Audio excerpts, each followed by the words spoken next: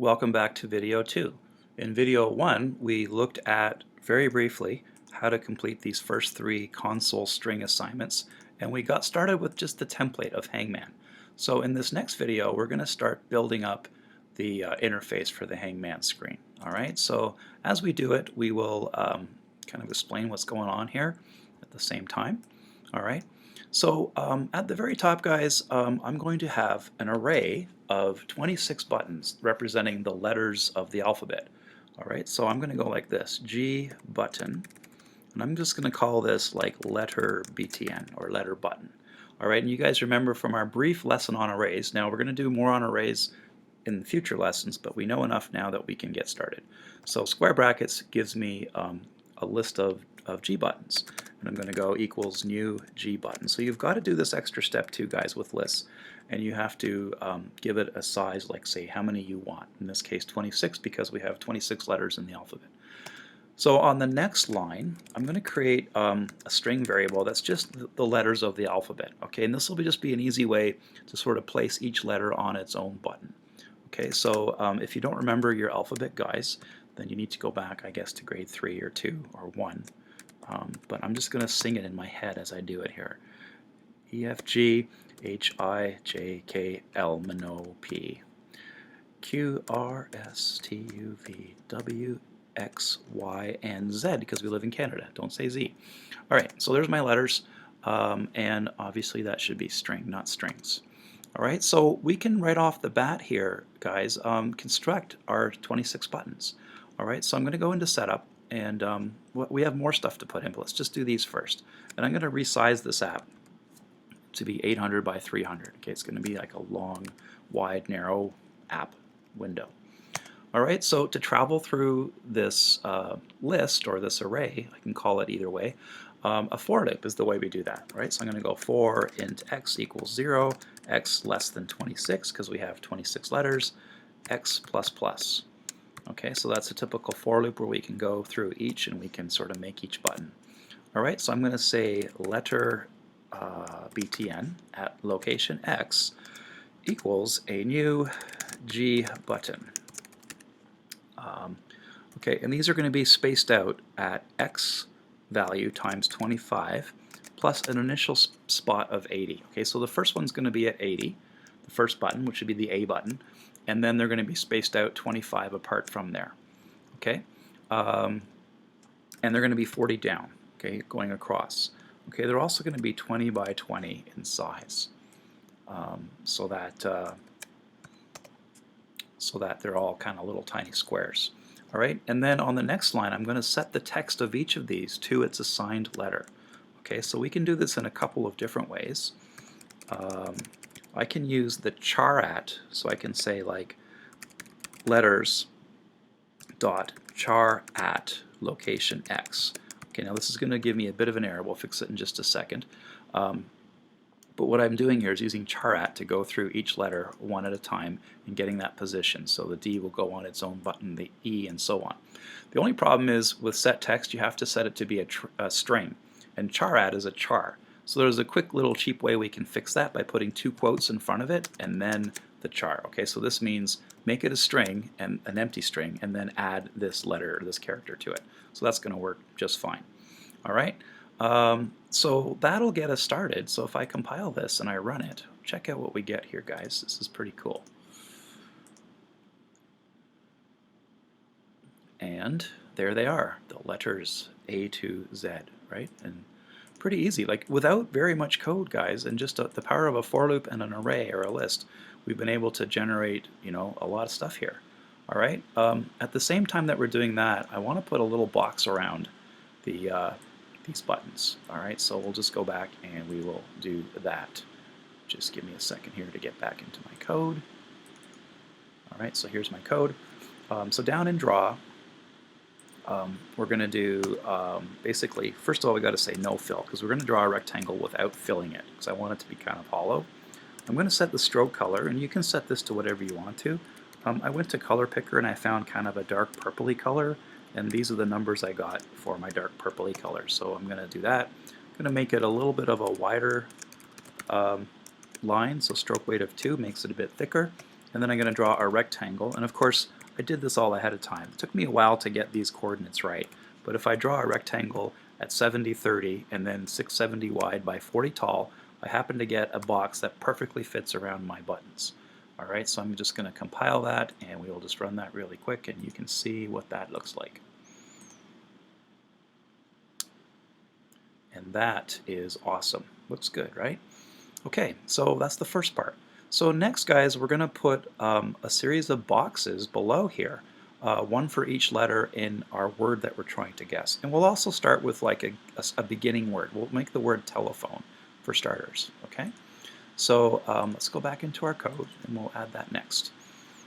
Nope, wrong one. Here we go. So at the top, let's have a couple more variables here.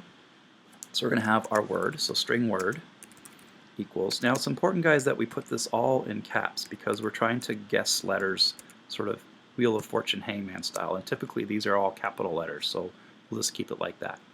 Okay. While I'm at it, if I'm talking about variables here, I'm going to give myself 6 lives, so I'll just set lives to 6, and we'll deal with that later. I guess we also need like a lives box, right? And this is basically like a scoreboard that's going to display how many lives we have left. All right. And then for the main event, we're going to create an array of 9 letter label boxes. Okay. Why 9? Because there are 9 letters in telephone. So you want a box for each letter. Kind of like what we did up here with the letters and buttons, but these are going to be bigger and they're going to be each letter in a label. All right. So for this, we need an array of G labels. So I'll call this letter box. Okay. Equals a new G label 9, okay, because we got 9 letters. All right, and similar to how we spread them out with buttons, with the letters of the alphabet, we can take this word and spread it out across letter boxes, okay, kind of using a similar strategy with a for loop. All right, so let's do that right here. Okay, so right below we're going to say for, and we can use another, for loop here. We're going to go x less than 9 this time because we only have 9 of them, and then x plus plus. Now, I don't know if you remember, guys, but with this particular PApplet template, we have I've created this like make label handy little method here that makes a label for us all in one line of code. So we can use this to set the size, the text, and the width and the height. The one thing that this original method has, though, is a fixed height of 30. So I'm going to change that to, I think, 70 because these are going to be bigger letters, so we're going to just default them to 70 now for the height. So if you just change that to 70, then we should be good to go. All right, so up here, we're just going to use the make label method to make each letter box. So we're going to say letter box at location x equals the label I get by calling make label, because make label is going to return a label for us, and everything we need is in there. So this is going to be at 50 down, or sorry, 50 across plus x times 80. Okay, so the first one's going to be at 50, and then they're going to be spaced 80 apart. Okay, so they're going to be 100 by 70, and then the height's already set to 70 as well.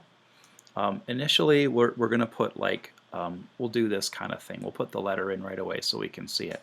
So I'm just going to copy this and put it down here. Okay, but it's not letters at, this is going to be word char at. So we're going to see each letter of the solution. And then the last thing we need is the font size, which is 60. All right, so because of the make label method that I've made, we can just, like, all of this code here is going to run for each label, but otherwise we'd have to do this for every letter box, but this just saves us time. We send in the x, the y, the width, the height is set to 70, and the width is set to 70. The text is going to be a letter out of the word, and then the font size. This size here is for the font size, right? We use that size variable to create an Arial font, so it's going to be nice and big. All right, so with that in place, we'll now get to see the word telephone in boxes across underneath the buttons. So let me just run the right program here.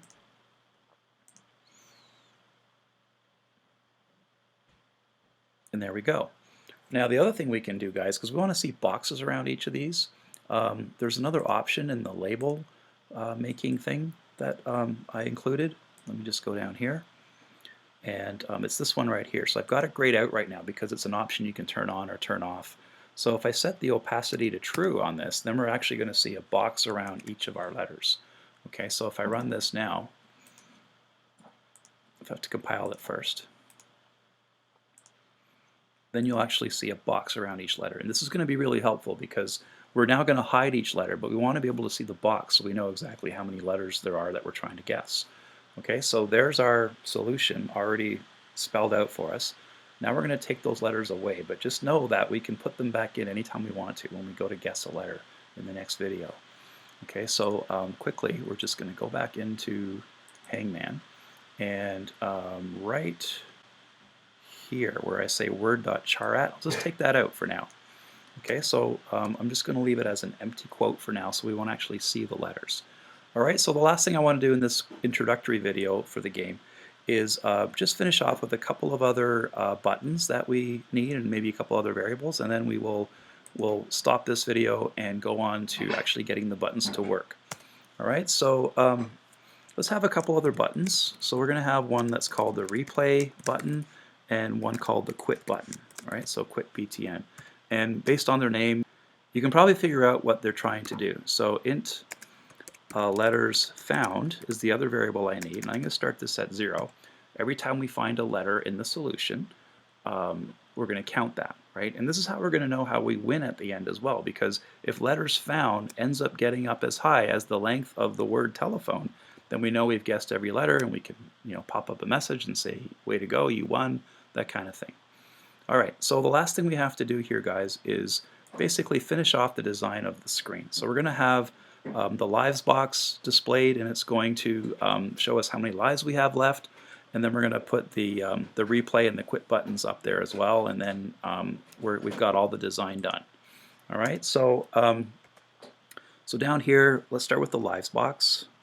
So the lives box equals, and I can still use my handy make label method that I created to make this a little bit easier for us. Alright, and this is going to be, let's see, down pretty far towards the bottom of the app, so we'll say 500 over and 200 down, 250 wide, and I'm going to put the word lives left in here, followed by the variable lives. Okay, so you can see that that's going to be printed right beside it, and then I'm going to give it a font size of 30, so that last number there again is for font size. Now here's something I've never shown you guys before. You know how we can set the global color scheme to make it look different for the entire app? I can also set a local color scheme to apply to just one of the particular labels. So say I want this box to be red, for example. I can go like this, livesbox.set, and then on your keyboard, if you just go Control Spacebar, you can see some of the options we have here, some of the things we can set. Okay, and one of the ones, and the one I'm interested in, is the Set Local Color Scheme. Okay, so that's just going to apply a color scheme to this one particular item. Okay, so I'm going to set that to 0, which is for red, so that it stands out a little bit versus the rest of the application. Alright, so that was the only other little trick I had up my sleeve for the design of this thing. Apart from that, the other thing I want to do, of course, is just make the replay button and the quick button, and then we are done with the design of this thing. Okay, so replay BTN equals a new G button. Right, we know how to make these. So this one's going to be at 50, 200, and it's going to be 100 wide by 30 tall. Okay, and then I'm going to set the text to play again.